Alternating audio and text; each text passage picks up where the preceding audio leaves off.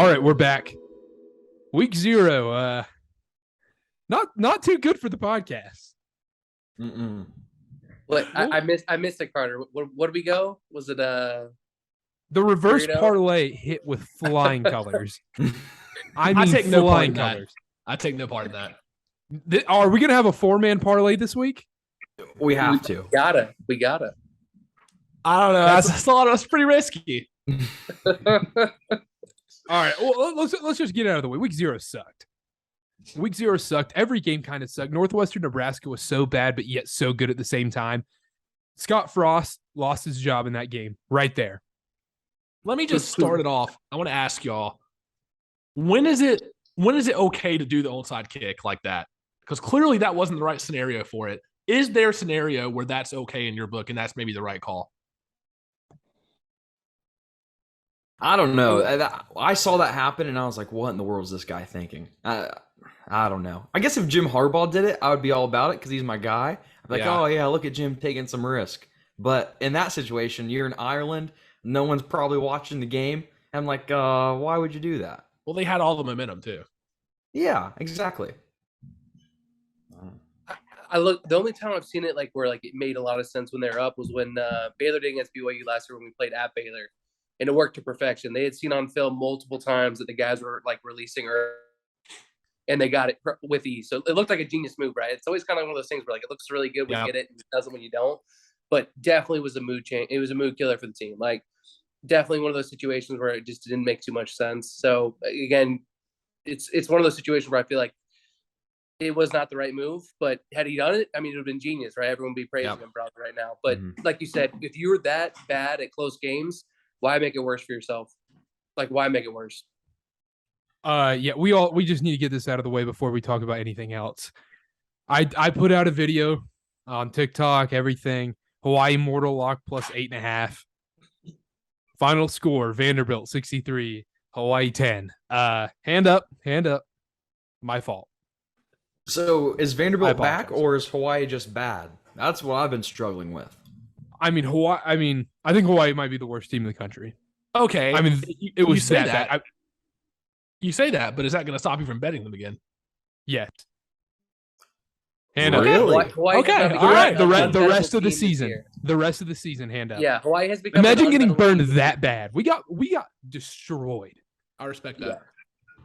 Hand up. Clip it.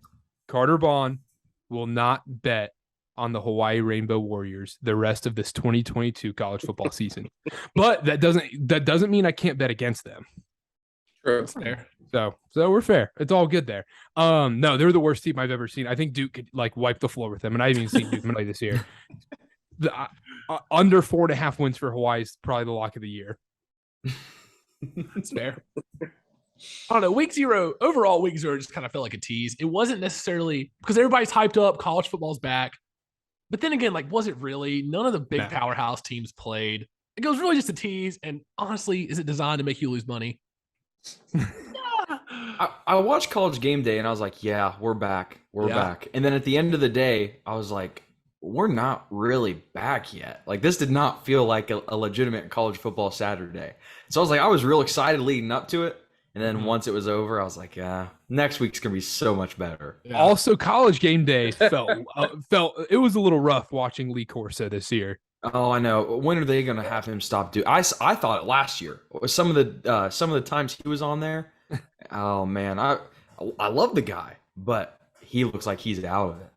Yeah, we think our takes are hot when he's saying an SEC team will not win the SEC this year. That's one of the hottest takes I've ever heard. Our takes are pretty crazy, but that one was pretty spicy. Bishop Sycamore coming in. Bishop Sycamore. Happy 1-year anniversary to Bishop Sycamore today. Shout out. But yeah, no, week 0 sucked. Carolina looked blech. They looked fine. Drake May Heisman favorite. Drake May Heisman favorite. Come on. Okay, what about that defense? Look, I know it looked bad. Same story, same song, different verse every year. I don't think Gene Chizik wanted to show everything against an FCS team like that. They're preparing for another quarterback. I don't think he was trying to show everything, show all his cards. I think against App, a lot of people, we can talk about this in week 1. I think Carolina has a lot to show on defense. No bias there. All right, let's just talk about week 1 then. Let's talk about the biggest game first. Notre Dame versus Ohio State. Grant, start us off. Ooh, I got to start off. I mean, I love this game. I love the idea of these two guys playing. But I'm telling you, I don't think I'm in agreement with you guys on this one. I think Ohio State's going to wipe the floor with them. As crazy as that is, I honestly lean Ohio State taking full advantage of the fact that they're playing Notre Dame. I'm not sold on Marcus Freeman yet. I'm not sold on the fact that this team is built to compete at the highest level. So we'll see. Like I said, I could be eating my words, but everything in me says to take Ohio State in this game. Again, the spread, I don't know if I'm taking that, but I like Ohio State winning this game. Ohio State might win the game. I knew this would hurt Dylan. Ohio State probably will win the game. If I would give them like an 85% chance of winning this game, covering the number, I think it's 17.5 now. Mm-hmm. I'm taking Notre Dame. And that's just because, looking back at last year's Notre Dame team, they only allowed 30 or more points, I think 3 times last year. And that's Ohio State's big thing as an offense, at least in the years past. And I'm sure that's going to be what they tout this year. On the same way, Notre Dame had more than 30 points in 9 of their games. So they have the offense to be able to keep up with them. They also have a decent defense. Marcus Freeman coming in, if you could hear the conversations that I have with myself in the car, like about football and everything, it would blow your mind. I'm talking to nobody. But Marcus Freeman, coming in, being with the program before, it's not like they're bringing somebody else from the outside. I think that helps with the chemistry. And last year, Notre Dame's losses were by 2 and 11. So it's not like they were getting blown out of these games. I don't see them losing by more than 17. I think they can win the game. I think they can win it. I'm taking 1 unit on them to win it plus 560 to beat Ohio State. Ohio State, they play terrible at the beginning of the year, especially against good teams. And I tweeted it out earlier today. Last year, they would have lost to Minnesota if Ibrahim didn't get injured, I think. Oregon, week 2, they lost. They lost to Oklahoma week 2 in 2017 or whatever, and Virginia Tech in 2014. So I'm taking Notre Dame plus 17.5 and Notre Dame money line. I don't know if I would go as far to say as Notre Dame money line. I respect the play, but I will say 17.5 is a lot of points. I think people are kind of not overrating Ohio State, but it's pretty simple. Marcus Freeman has that dog in him. And this may be the bias. It's maybe the bias talking. I watched a little piece on him the other day. They featured him on SportsCenter, like a little 10-minute thing. It got me fired up. I don't even like Notre Dame. But, he was up at 4 a.m., getting the team ready for workouts. He was in the gym. It just got me ready. He's got the dog in him. I'm convinced Notre Dame plus 17.5. And what about the little promo they did, the Vegas thing, remaking the Hangover film? Did anybody see that on dope. Twitter? I mean, that was for the BYU game. Of course we watched it, man. We loved it. I mean, that right there, no matter who they're playing. I mean, that team's going to go undefeated if they're redoing the Hangover. Oh, man. Y'all putting a lot of stock in the young coach. I've seen this story too many times. I'm telling you, it's going to take a little bit for him to get it going. But you guys could be right. Like, honestly, they could come out and just be absolutely dominant. I just feel like, I don't know, man. I feel like this Ohio State has proven a lot more than this Notre Dame team. And we'll see. But I honestly, if I took the bet, I would lean, as crazy as it is, taking Ohio State minus 17.5 right now. The one red flag I have about this is that it opened at 14. And I know Ohio State's getting all the picks. There's something fishy with these points. Yeah, I know that, the line moving away is never a good sign. But on the flip side, Ohio State has been getting all the picks and all the money. So maybe the books just don't know what's going on. I don't know. That's the only red flag for me. Yeah. That's a good point. The thing about this game is, if your bet's going to cover or what's going to happen in this game after the first drive. Immediately, you're going to know right away because it's going to be a break-off run for 80 yards for TreVeyon Henderson to start off this game. And you're like, oh, well, Notre Dame's about to lose by 65 automatically. I kind of lean Ohio State too. Something about Notre Dame, I just don't know if they can keep up offensively. If CJ Stroud and TreVeyon Henderson get going, who is stopping them? Notre Dame, they can't keep up. So, I mean, I wouldn't take either side on this at the 17.5, but I would lean Ohio State. Does this not scream a live play though to you, Carter? This to me seems like the perfect live bet. Yeah, but even then, I feel like you miss out immediately because let's say whatever Ohio State scores the touchdown immediately. Yeah. Like, are you then gonna go Notre Dame plus like 23.5? Or you're like, man, like Ohio State No, might just blow them out if by it's that 40. quick. Do you guys have a total in this game you like, or no side on the total by anybody? I don't. I'm always going to lean under. You know me, but I don't have one. No. On this one, no, Carter. Yeah, I don't either. Okay. Each one of us just give a week one line you like. Tennessee minus 35 against Ball State. I'm going to get that out of the way now. You guys know how high I am on this Tennessee team. And this is only one unit. This is my smallest play that I'm going to give. But that offense, man, I just don't see Ball State out of all the teams stopping them. The only reason I'm a little worried about this one is because, MAC teams, never really a great scouting report. They can come out after having an atrocious year and just be absolutely amazing. But minus 35, I think it opened at 28. So if it got any farther than 35, I would not take it because then you're going on a whole nother possession. But I like Tennessee minus 35. The over-under 68 in that one, 68 seems a little high. I'm going to give you guys a double doozy here because I have another one in this game. Tennessee over 51.5 team total. If they do cover, they are going to shoot the lights out of this team. And 51.5 is a lot of points, but I think we could see it. That's a ton of points. Yeah, so many points. That's a ton on a of points. Thursday night. I don't think that many points are scored on a Thursday night. the Thursday night. Is there any analytics to back that up? Come on now. Exactly. Hooker's got that dog in him. That's my analytics. Yeah, That's all That's all you have to say. Dogs in them, apparently. All right, I got one. Don't ever think it. Alabama 41.5 point favorites against Utah State. Struggled against UConn. Like, do they even have a real football team? And Alabama's going to come out hot this year. Nick Saban said last year was a rebuilding year, so whatever that means. But I still think 41.5. It's a lot of points, sure, but they can win by 55, and I wouldn't be surprised. Yeah, no, 63-0 would not surprise me at the final score. Yep. Connor's 100% right. If we did learn one thing from week 0, it's that Utah State's defense is absolutely awful still. Garbage. We knew that. It's We knew that, absolutely though, going in. We did know that, but to the extent of how bad it is, I did not realize. Like, it is that bad. The backup for UConn was just scoring on them. Like, somehow the backup for UConn would not score against any other Division I defense. Like what? At what point are they going to stop any running back from Alabama? Any one of them? Like, you put any running back you want, they're not going to stop them. So I'm with Connor. I'm actually going to take the first half, though, minus 24. Like, that bet for Alabama has been money for years, like at least 2 or 3 years now, consistently. And I don't see Utah State breaking that streak. So I would hammer the first half minus 24. I absolutely love that play. Is it Bama minus 9.5 first quarter? It'd probably be over 10 would be my guess. If it's the first quarter. If it's 9.5. My guess would be like minus 14 if it's first quarter. I haven't checked, but that'd be my guess. That's a little too much for me. A little funky business could happen. They could drain the clock. I like the first half play more though. 42 is so many points. It is.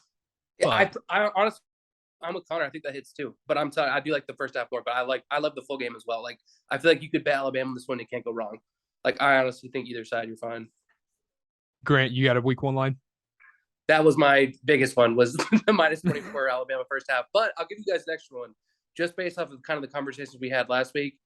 I'm going to change my tune just a little bit on the Cincinnati team. I'm actually going to go with the play of the Arkansas minus 6 at home. I actually kind of like it. And the reasons why: it's a must win for Arkansas at home to set the tone for their season. I really love, obviously, Pittman, what he's doing there. I love their team. Apparently, like, their receivers from camp are better than even without Treylon Burks.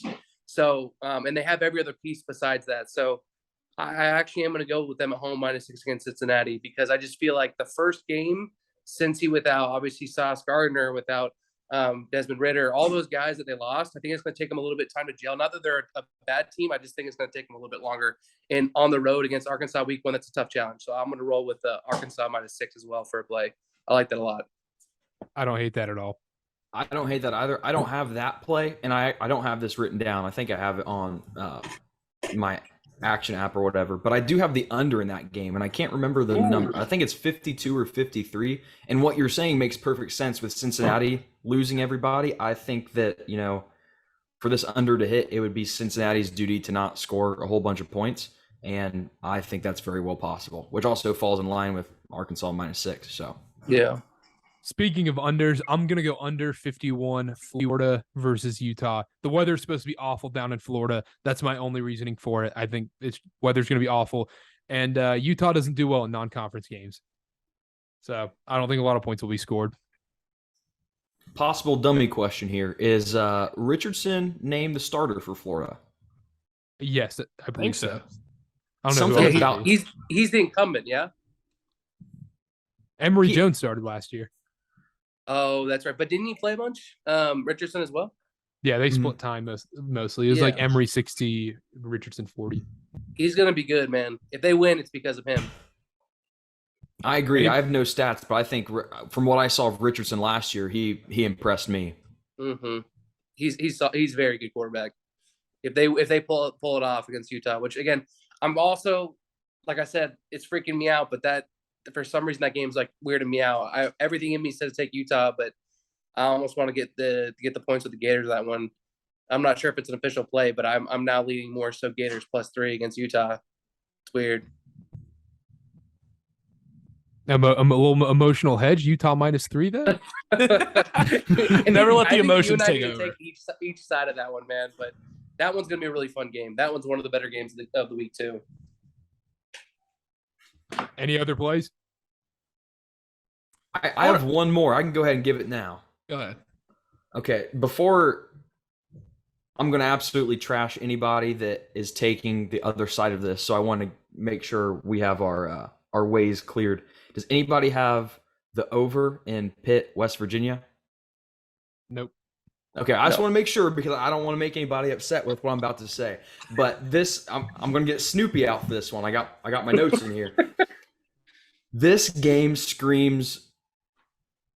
What does it scream, Dylan? Books trying to take advantage of people that don't watch college football, because the total right now is at 51.5, and it was just, I think JT Daniels was just named the starter officially for West Virginia, and Pitt lost Pickett. JT Daniels didn't impress me. He got injured when he was at USC, I think, and then his time at Georgia obviously lost the starting spot. I think that the books are really focusing on, a big name quarterback starting for West Virginia, and a Pitt team that someone that doesn't follow sports might still think is going to be this high scoring offense. I don't think they're going to be. So I'm taking Pitt, West Virginia under 51.5, and that's for 4 units. Not quite 5, but 4. Nice. I just like it because it's a Thursday night play, and I don't think a lot of points are scored on Thursday nights. There we go. So if I lose the Tennessee one, I'll win the Pitt, West Virginia. Okay, like here are these games on Thursday nights. West Virginia, Pitt, over under 51. Central Michigan, Oklahoma State, over under 60. Tennessee, Ball State, over under 68. Some of these don't have lines quite yet. Purdue, Penn State, over under 53.5. Maybe we just go all unders on Thursday night and just cash. I like the sound of that. I'd like the sound of that, Nerves Carter. kicking off the season. Connor, you want to go? Yeah, I got one. And we talked about this a little bit before the show, and as a known Carolina guy on this show, it kind of pains me to say this, but NC State only being 11.5-point favorites is a little weird to me. It stuck out to me as soon as I saw it, because you think, they're playing ECU. ECU is not typically the best in football. They've had a couple big blowout losses last few times they play ACC schools. I don't see how NC State doesn't win by 2 scores here, 2 touchdowns. Devin Leary's coming back, gunslinger, money. And there are a lot of people, like we had Big Game Boomer on the show a couple weeks ago. He has NC State in his college football playoff, which I think is insane. But I think that's good enough to have them beat ECU by 12 points or more. So that's one that stuck out to me. I don't know what y'all think about that. I mean, I love NC State -11.5. The only reason I don't love it is because the line just like freaks me out. It's like, why is this not 14.5 to like 16?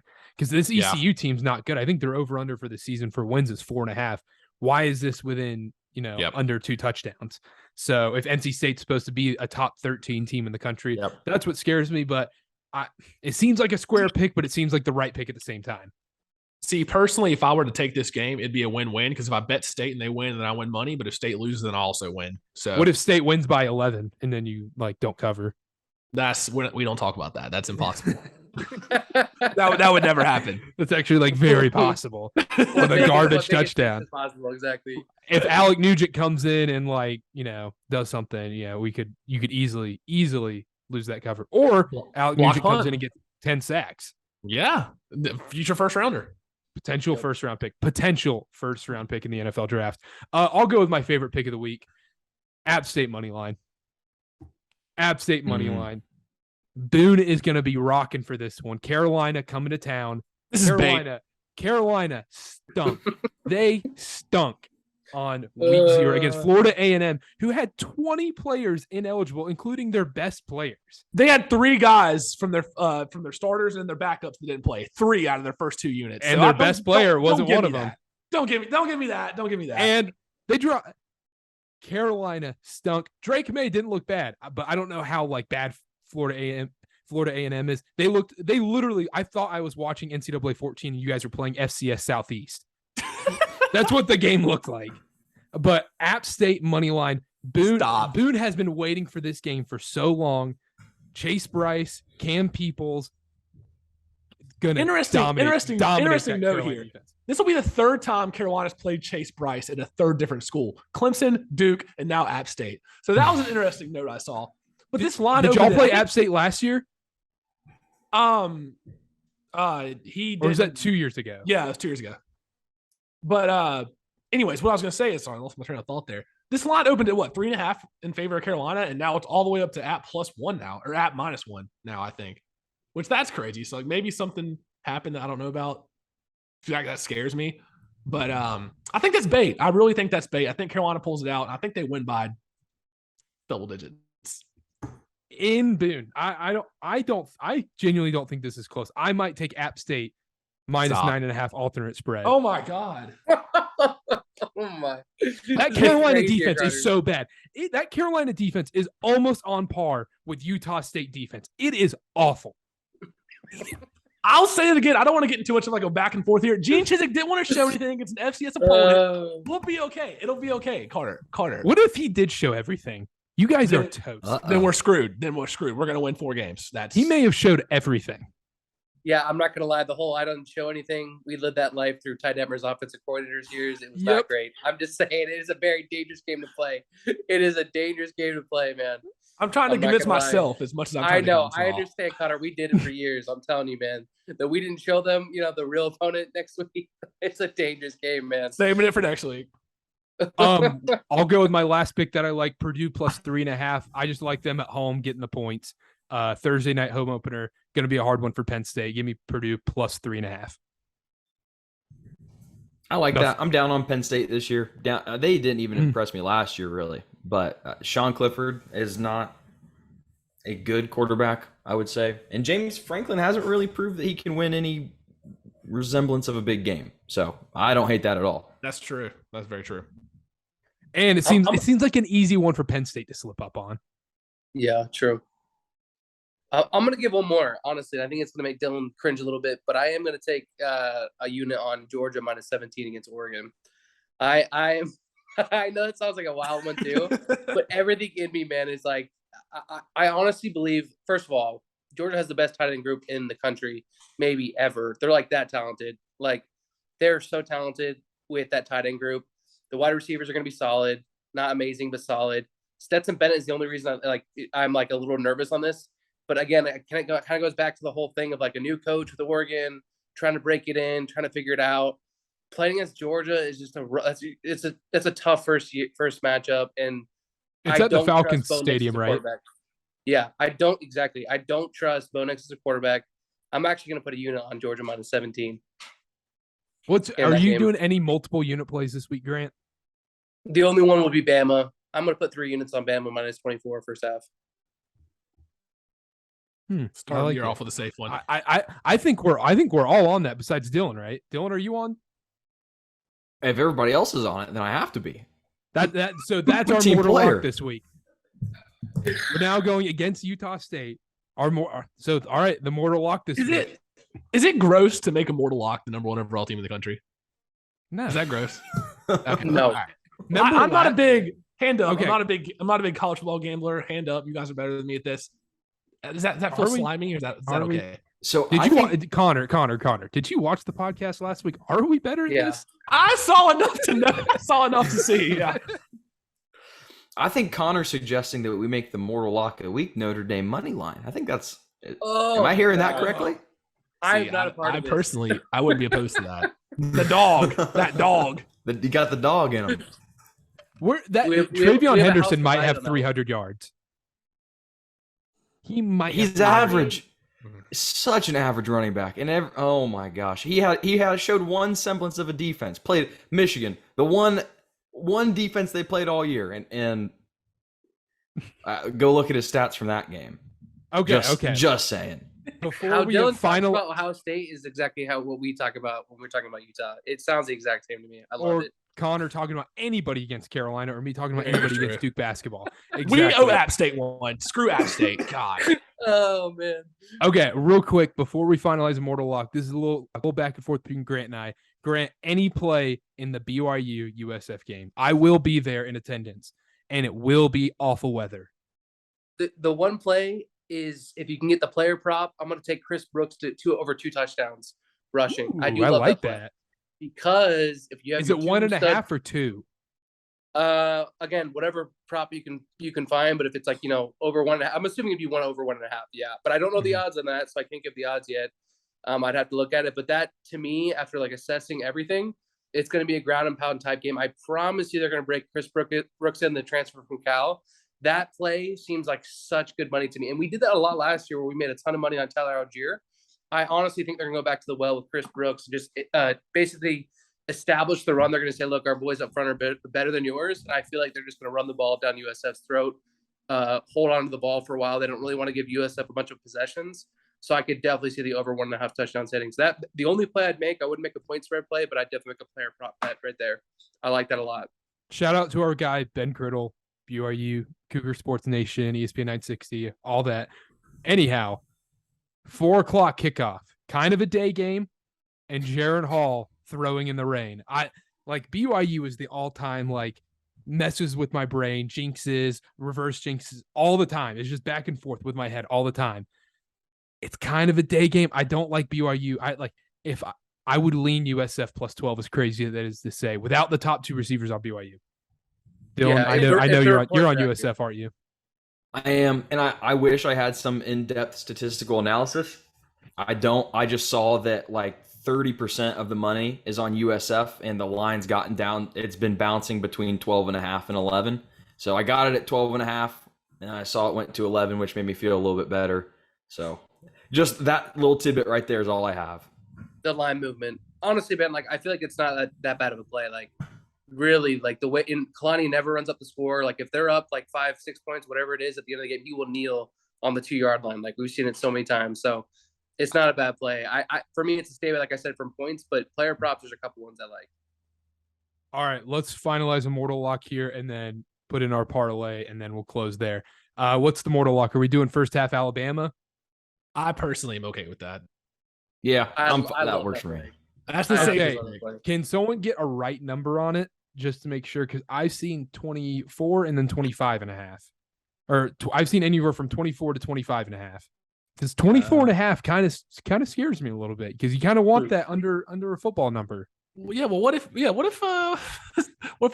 Alabama gives up a couple scores in the first half and they start jumping on in the third quarter? That's a little scary.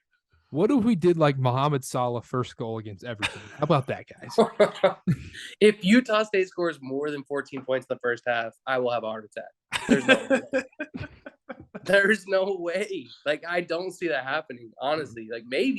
Maybe, but something crazy would have had to happen, a crazy fumble where the ball just pops out and it's an even maybe score. Something would have to happen. All right, we have our mortal lock of the week. Alabama minus 41.5, and whatever the first half line is. I don't care if it's 27.5, 21.5, 23.5, whatever it is. Bama first half, whatever the spread is against Utah State. Lock it in. Let's lock in a can't lose parlay to close the show. All right, Grant, give me your pick. Mine's the first half. Bama. That's my pick. If we're talking about a parlay, that's the only one I'm putting in. We can't put the mortal lock in the can't lose. How? It's a mortal lock, bro. It's a guaranteed first leg of the parlay. but then like everything loses. So you kind of want to have a little bit of hope. You gotta hedge a little bit. Yeah. Yeah, you gotta hedge. Everything loses. All right, I got you. All right, mine's Arkansas -6 then. Okay, there we go. Now we're cooking. Dylan. I'm going Pitt, West Virginia under 51.5. Love it. Connor.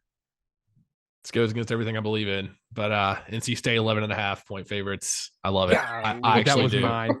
I do like that. I really do enjoy that pick right there. I was gonna take NC State. I'm gonna go. Pressure's on now. I'll let you guys decide. Majority rules here.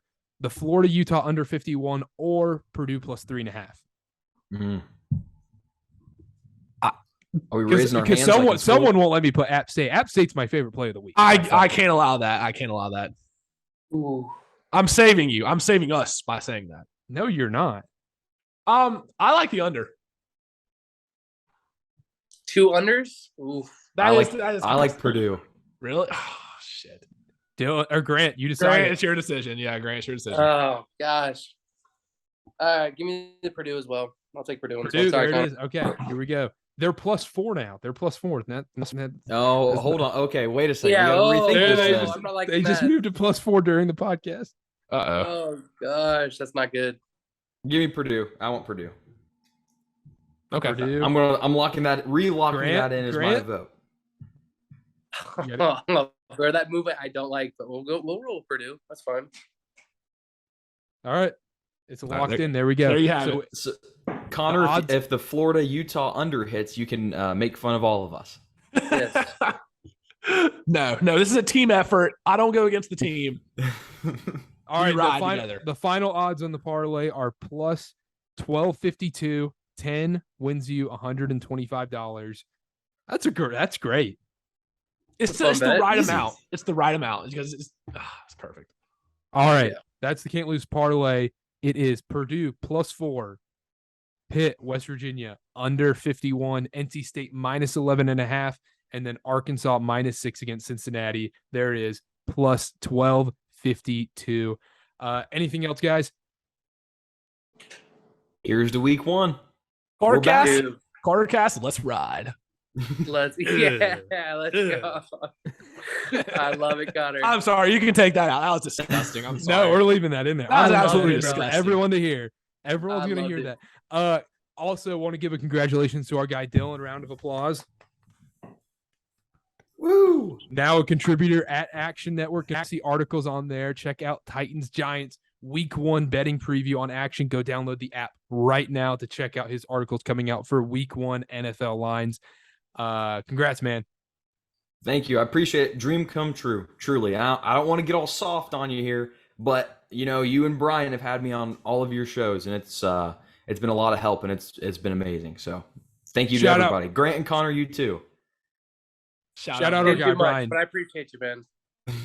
Shout out our guy Brian. He'll be back on very, very, very soon. You'll see him next episode. All right, that's it for us. Make sure to check out articles on CarterCast.com. Check out the YouTube page and check out everything on CarterCast.com with clips, episodes, videos, everything. And we will see y'all next time. Bye.